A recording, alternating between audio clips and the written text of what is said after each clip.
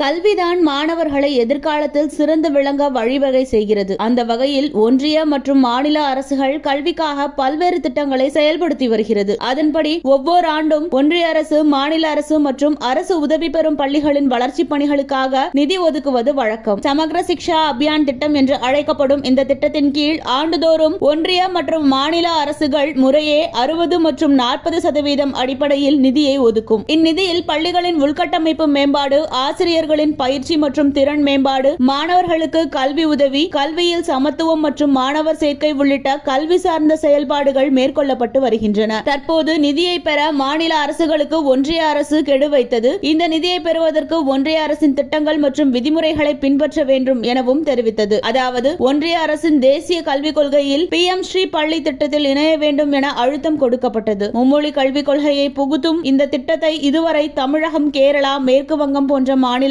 ஏற்றுக்கொள்ளவில்லை. இதனால் மாநிலங்களுக்கு கொடுக்க வேண்டிய நிதியை கொடுக்காமல் ஒன்றிய அரசு நிலுவையில் வைத்துள்ளது. இதன் காரணமாக பள்ளி ஆசிரியர்களுக்கு உரிய வகையில் சம்பளம் கொடுக்க முடியாத நிலையும் ஏற்பட்டுள்ளது. இதனையடுத்து மாநில அரசே ஊதியம் உள்ளிட்ட பணிகளுக்கு நிதி கொடுக்க வேண்டிய நிலையும் ஏற்பட்டது. இந்த சூழ்நிலையில் தமிழகத்திற்கு ஒதுக்க வேண்டிய ரூபாய் 2152 கோடியை குஜராத், உத்தரப்பிரதேசம் போன்ற பிற மாநிலங்களுக்கு அளித்துள்ளதாக தகவல்கள் வெளியாகியுள்ளன. இந்த ஆண்டுக்கான முதல் தவணை தொகை வழங்குவதற்கு முன்னதாக PM ஸ்ரீ பள்ளி திட்டத்தில் தமிழக அரசின் பள்ளி கல்வித்துறை இணைய ஒன்றிய அரசு வற்புறுத்தியுள்ளது. ஒன்றிய அரசின் தேசிய கல்விக் கொள்கைக்கு ஆரம்பத்திலிருந்து எதிர்ப்பு தெரிவித்து வரும் தமிழக அரசு தேசிய கல்விக் கொள்கையின் ஒரு அம்சமான PM ஸ்ரீ பள்ளி திட்டத்தையும் ஏற்க மறுத்துவிட்டது. அதற்கான ஒப்பந்தத்திலும் கையெழுத்து போடவில்லை. இதனால் ஒன்றிய அரசு தன் பங்கு நிதியான ஒருங்கிணைந்த பள்ளி கல்வி திட்ட நிதியை தராமல் நிறுத்தியுள்ளது. PM ஸ்ரீ பள்ளி திட்டத்தில் இணைய கையெழுத்து போட்டுவிட்டு நிதியை பெற்றுக் கொள்ளுங்கள் என்று திட்டவட்டமாக சொல்லிவிட்டது. முதல்வர் மு க ஸ்டாலினும் பிரதமர் மோடியை நேரில் சந்தித்து நிதியை வழங்கிட வலியுறுத்தியுள்ளார்.